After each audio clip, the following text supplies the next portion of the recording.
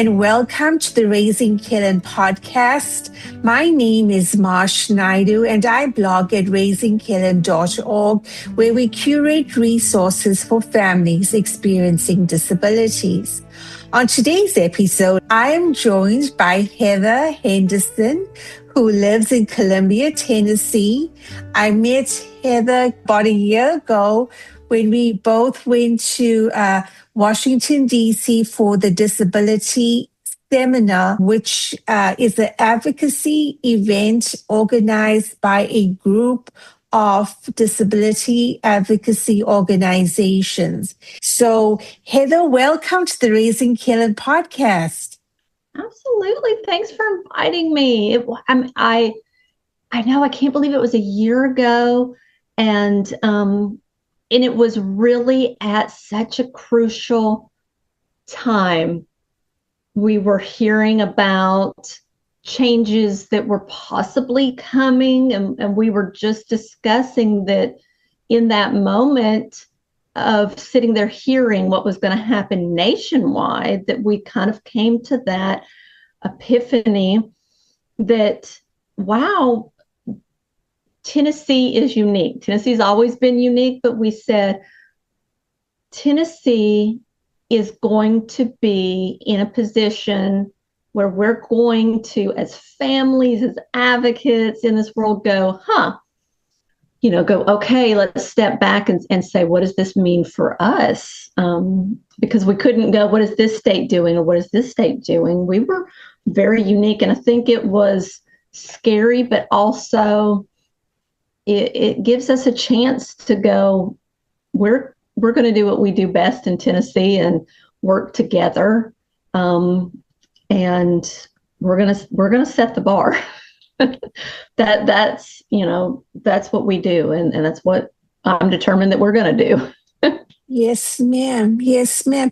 Now, Heather, as far as advocacy is concerned, I mean, we are on a daily basis being bombarded by information as to resources and how this community is either supported or has access to resources, right? What would a good starting point for you be as far as gaining access to information, reliable information, on a state level, on a national level? And how do we remain plugged in when there's just so much out there? That is a great question. And that's one of the things that I'm glad we're talking, because it is hard and it is overwhelming. And as parents, as advocates, as Tennessee again is unique, it is so difficult, and there's so many great resources. But I think one thing that has been, even before all these changes, was really hard is that we don't, as a general rule, have the most transparent or accountable system in place. So I think one thing to kind of focus on, and that I really have wanted to start looking at for families, is that we go back to the basics. I don't think, as a general rule, especially when we're talking about as our kids are aging into the adult world, is we really need to look at learning those, we call them the systems. They're, the quote unquote systems. What do those systems look like? What do those disability waivers, what are those rules? And learning those, because they're complex. There's lots of rules, and it sounds very legal. And sometimes you feel like you need, I need a doctorate to figure this out. And it's complex. And you sometimes go, well, I need an expert. Just let the experts do it. But that's, in reality, as a family, that's hard and it's stressful, right? Being a parent, trying to navigate all of this. plus Take you're the care of our own caregiver. families. Yes. And so one thing I think is very, very important is educating the families in what these adult systems look like. We spend a lot of time in special education, right? You've got to know your rights. You've got to understand how these systems work. We have to do that for the adult systems. And having done this for over a decade, and a wonderful epiphany that I had, more ignorance on my part was, we spend a lot of time telling families the second you have a child that has any intellectual developmental disability, you're their only advocate, you're in this, you're the person that fights for them, and we'll kind of set them up like here you all by yourself, and you're in it all by yourself, and that's a great disservice. You're not in it by yourself. Please find allies, find help. And then when they get to adulthood, I have to say, as an advocate for adults, we often go, hush, parents. We don't want to hear from you. We only want to hear from your kid. That's not fair either, because families are the experts with their child.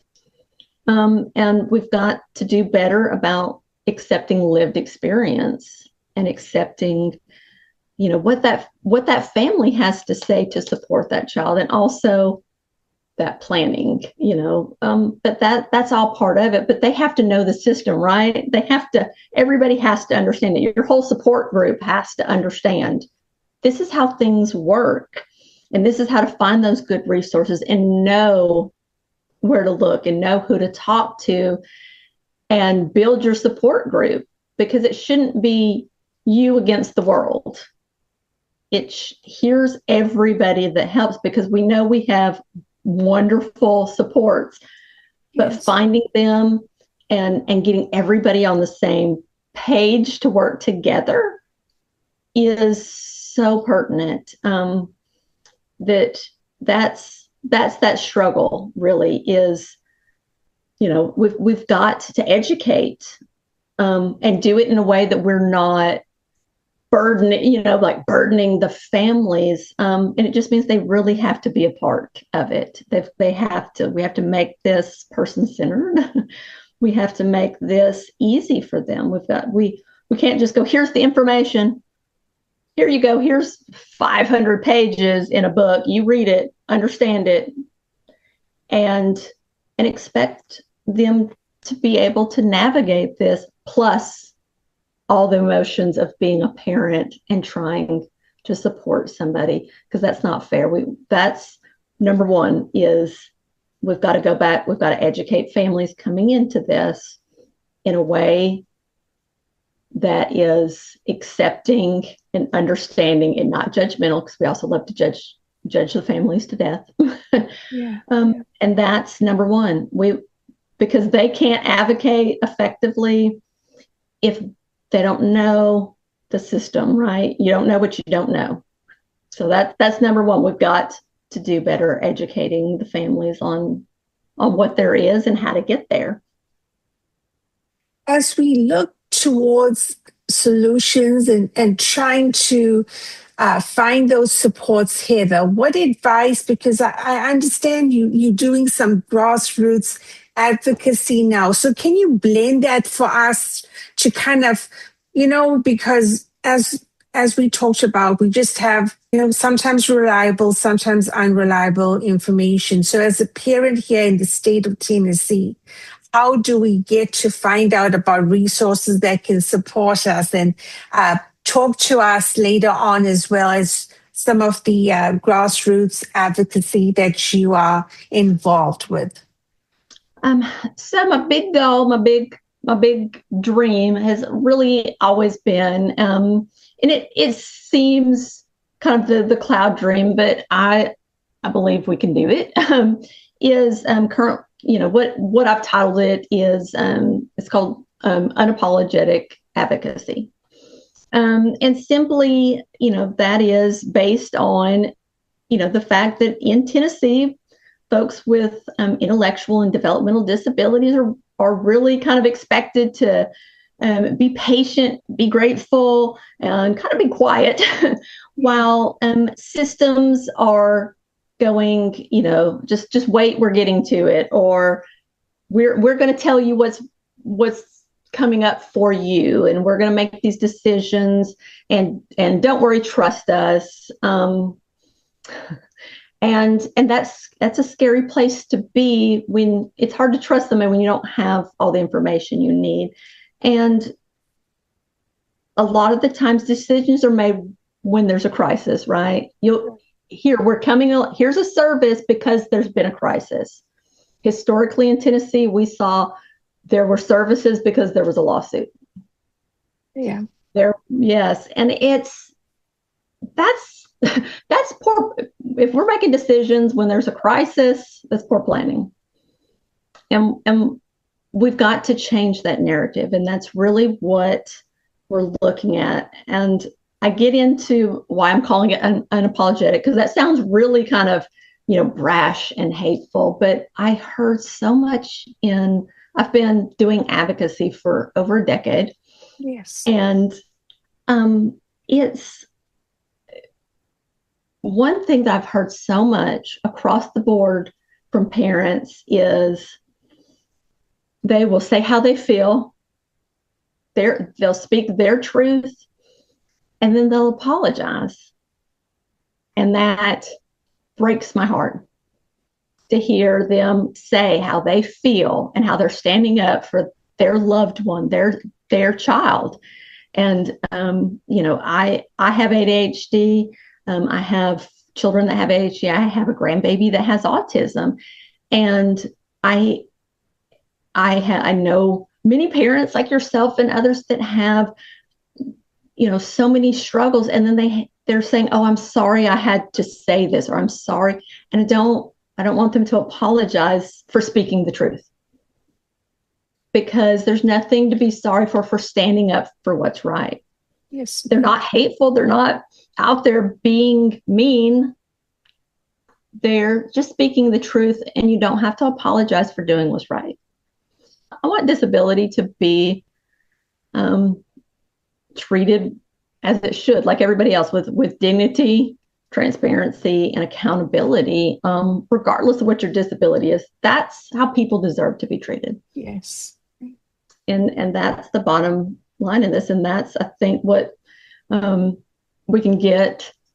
We don't have to agree on everything, but I think most people, the majority of people, can agree on that and get behind that. And because we're a very vocal, strong group when we all work together. And I think that's the key, getting everybody behind that, those ideals. So that's the goal. That's where we're headed. We want to educate and get families, right? Families are the key in all of that. So that's kind of step one in this. That's the vision. Really, we need that accountability from the systems to say, we're asking for this. Are you delivering it? Where are we? That's what we're going for. That's the grassroots part of it. And, we just want to change that. We're changing the power structure is my goal. And that's, I think, something a lot of folks are willing to get behind. And because I think we feel really powerless. I think everything the last year has made a lot of folks feel very powerless. And that's just not okay. No, ma'am. No, ma'am. So what is on the horizon, Heather? You are always doing some fun stuff with your family, and so what's in store for you? Say, let's just talk about 2026 and some of the things that you have perhaps planned this year. Well, I've got, of course, my whole family. We've got everybody on board for getting this all launched, because it is so important. with, I have a website that we'll be tackling with, that will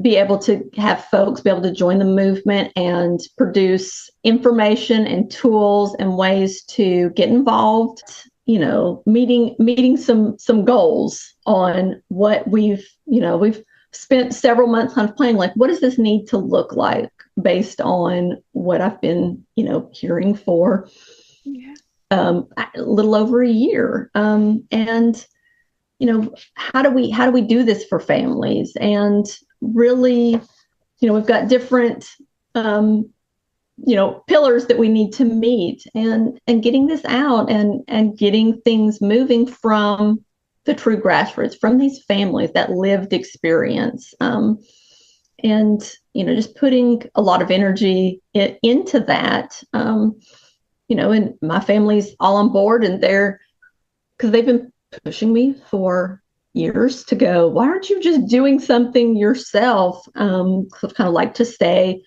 oddly enough, behind the scenes, as mouthy as I am. But, really doing this because I laughed when I came into this field via interior and architecture design.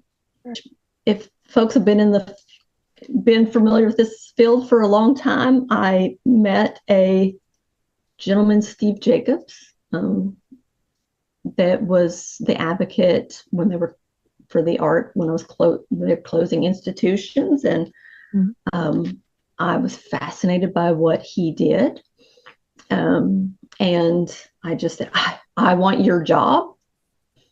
And he said, I will have to die or retire.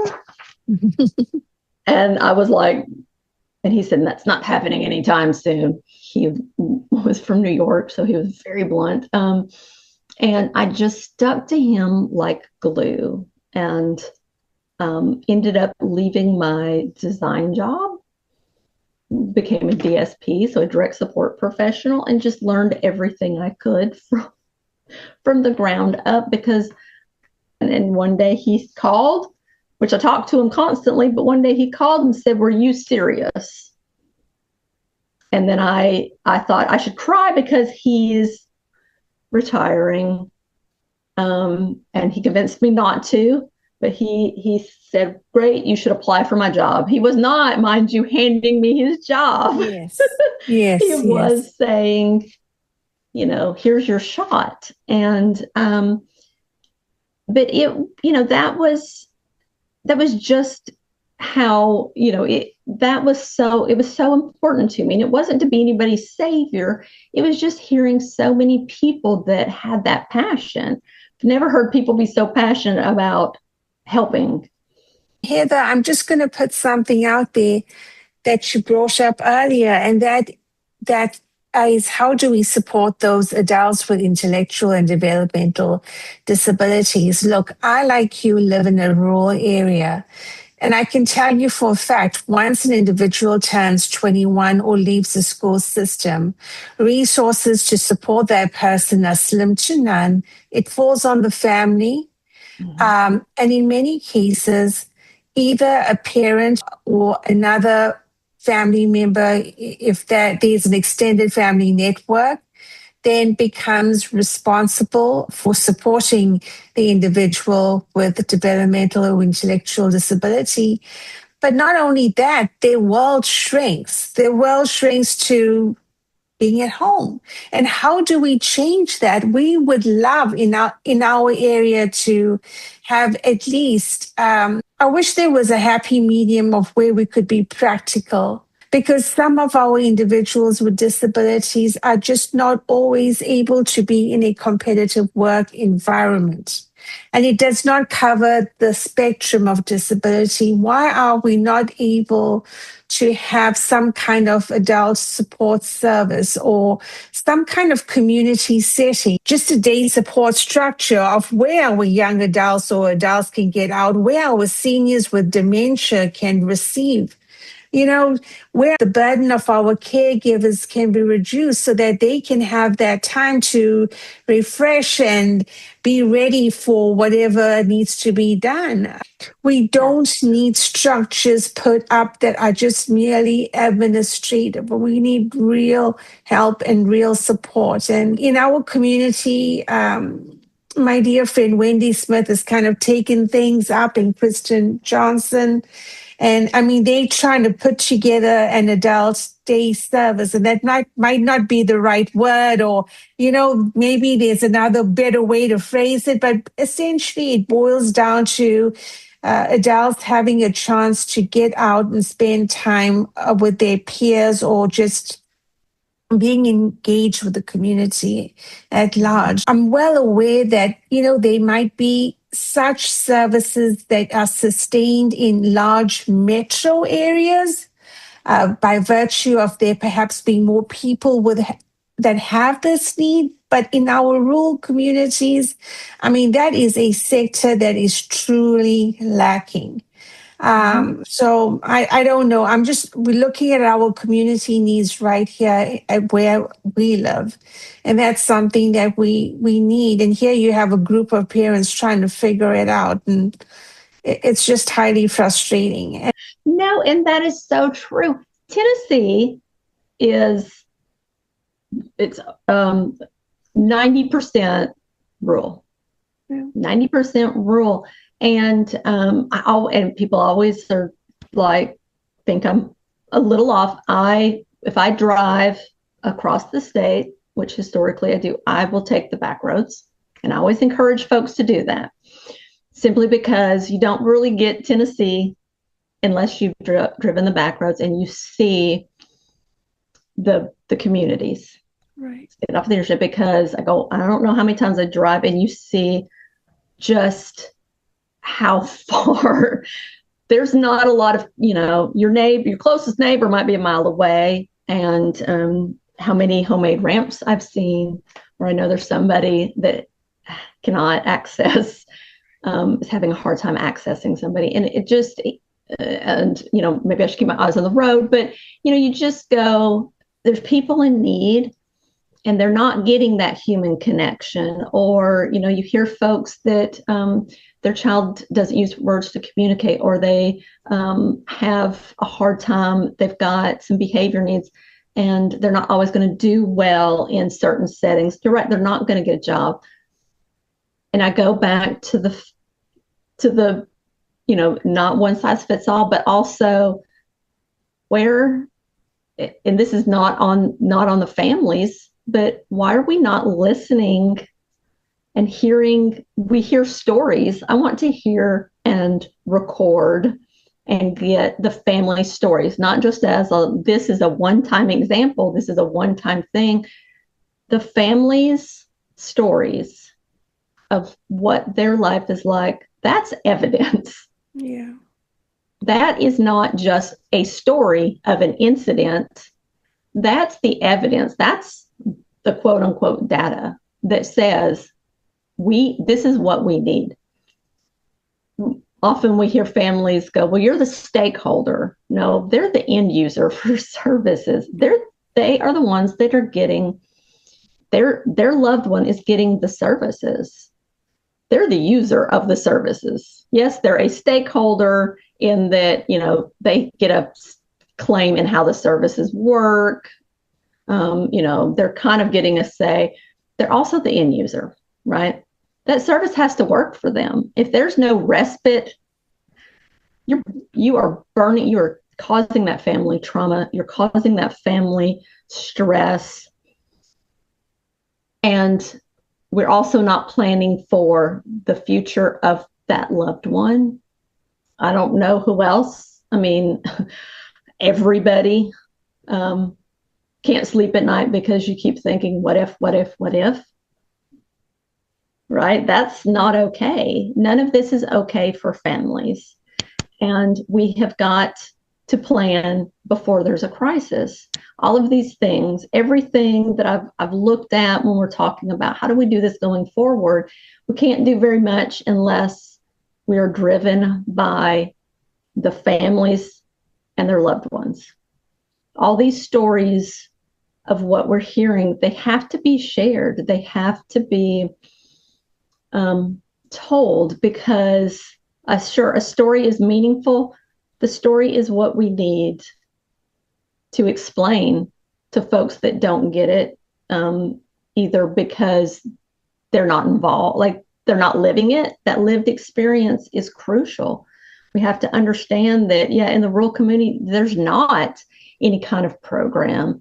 And we know we want people to get jobs, and there's people that are capable of getting jobs. And that's amazing. We want to keep that happening. But what about the person over here that might never get a job? What about there's people that want to live on their own, but there's people that don't, and there has to be an answer.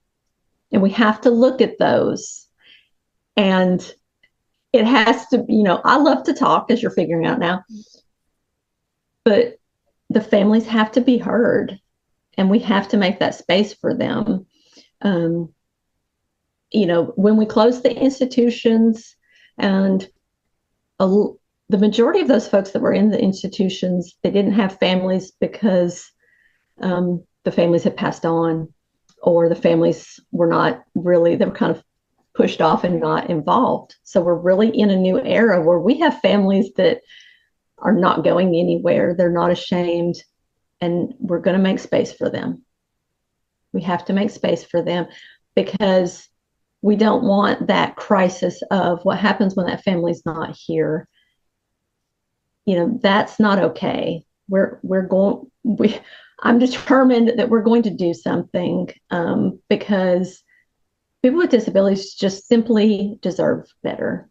Yes, ma'am. Just period. They absolutely do. And that's just how it is. And their disability policy, everything about this isn't going to just be a one-time thing. Disability has to have a seat at the table always. Housing, I don't know how many housing seminars, or like you said, like day programs, it's an afterthought. Nope. It has to be included in all of these conversations, because it's not an afterthought. It absolutely is something that should be thought about before.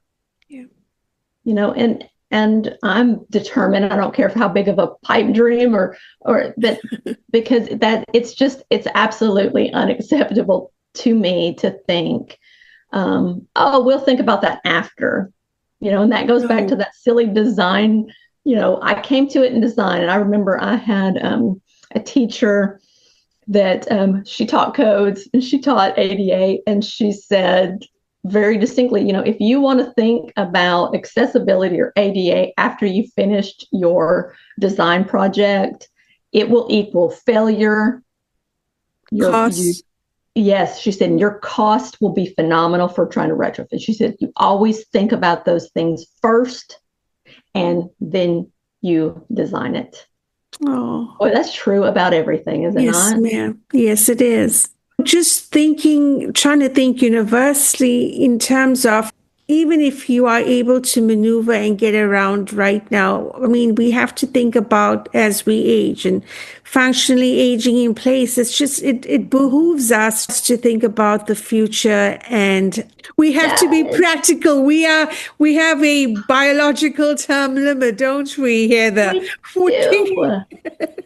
We do. We all do. And like I said, especially, and that's right, that's especially Southern folks. As a general rule, we don't like to, a lot of the times, maybe when I was a teenager, I thought, I'm going to go move to the big city. I'm a native Tennessean.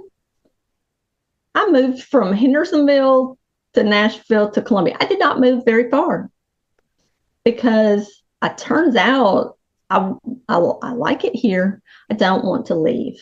Yeah. My family lives here. My in-laws live. Everybody lives here. I want to stay here. My kids literally live in my backyard. That's what we like, right? We like, and friends, anybody, and people with disabilities and their families deserve to have their own community, whatever it looks like. Yeah. They deserve that, whatever fits for them. And it seems like a pipe dream, but it no longer needs to be. And we're going to make that happen. We know it doesn't happen quickly, but it needs to be. And in perspective, I keep going, we've been fighting this what seems like forever, but it hasn't been, but it needs to happen, because this is, we've seen a lot of things that we thought weren't going to resurface, people using derogatory terms. Yeah. All of that's going to stop, Yes, and because you can ask my kids and my family, their mom's stubborn, and what she says goes. And if she says it, it's going to happen. And I'm determined to make sure that this happens, because it's just not okay. Heather, thank you so much for talking with us today. And however, as your advocacy, your grassroots advocacy project and work evolves, please keep us informed. We would like to help however we can. And thank you so much. Are there any words of encouragement that you would like to leave us with today? I just want, the biggest thing that I always try to let everybody know is that, there's, you're not alone in this. It feels like it, but just know that you're not alone in this. There are helpers. There are people out there, and we will do whatever we can. There's always somebody that will do whatever they can to connect you. It takes a little time to look, but you're not alone. And it's whatever you're feeling. Amazing thing with parents, families, especially families with special needs. Don't be afraid of all the different feelings that you can feel all at the same time that conflict. It's okay. It's okay. You can feel them. You can feel them. So just know you're not alone in this, ever. Oh, Heather, thank you so much for your time, and thank you for listening. And guys, please follow along. How can folks stay in contact with you, Heather? Well, once, hopefully by the time this airs, we will have the website live, and it will be Unapologetic Advocacy, all one word, .org. There you go. Well, thank you for joining us today. And guys, be sure to follow along at, Heather, say that one more time, Unapologeticadvocacy.org. There you go. As always, remember, get to the top of your mountain. This is Marsh Naidu signing off.